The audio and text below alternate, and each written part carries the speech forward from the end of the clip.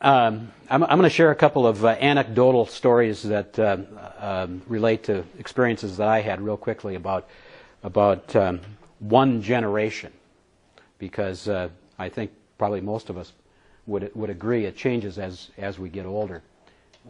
There I am in 1968 with my beloved golden retriever dog that I was very, very attached to. And the reason I picked out that picture is because I have an extremely vivid memory of 1968. My father, who I was very, very close and attached to, turned 40 that year. And I vividly remember standing in our kitchen looking out the window and watching as my parents' friends walked up the driveway, and they were there to help him celebrate his 40th birthday. And I just felt awful for the poor guy. He's on the downhill slide of life. It's over.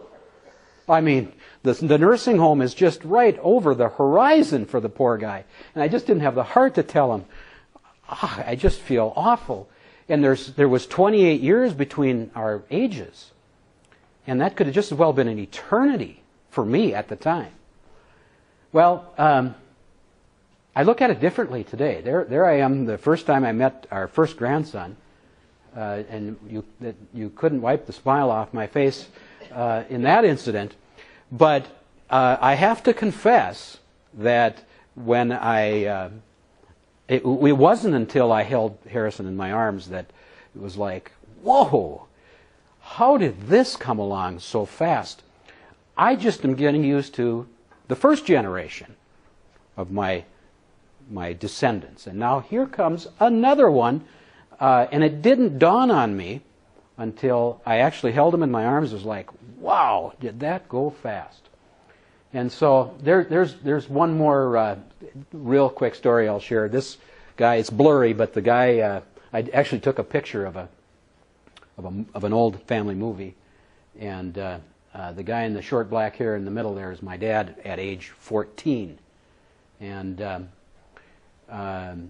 he's shaking hands with his grandfather, who at that time was 83. Well, my father today is 83. And he's just, thank God, full of life, full of energy. We talk on the phone all the time. He lives in Florida. But it just blows my mind every time I even think about this. He had an intimate personal relationship with another human being, his grandfather, and his grandfather was born before the Civil War was fought. So here's a guy that's alive today and had a relationship with another person that was alive when Abraham Lincoln said 7 years ago.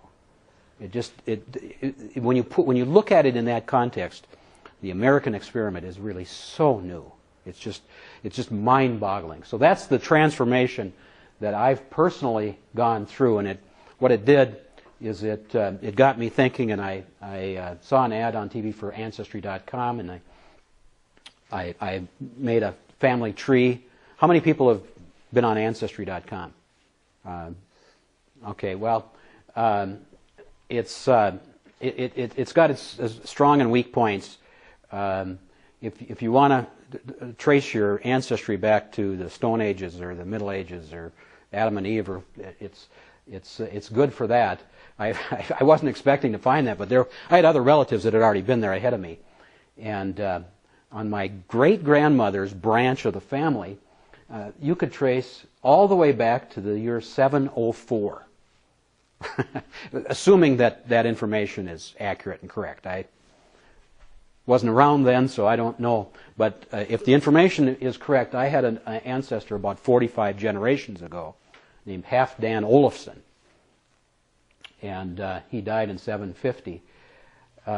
Well, that didn't quite seem, no disrespect to all my ancestors, ancient ancestors, because without them I wouldn't be here, but there's not much that we're going to learn about those people anymore other than what's already been recorded. I'm a numbers guy, and so that got me thinking about numbers.